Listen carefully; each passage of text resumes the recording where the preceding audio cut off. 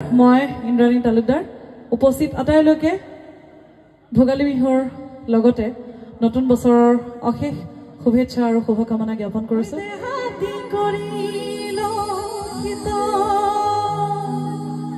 নাচনী কেইজনী অকমান আগলৈ আহি যাব লাগে, বেছি ভাল লাগিব।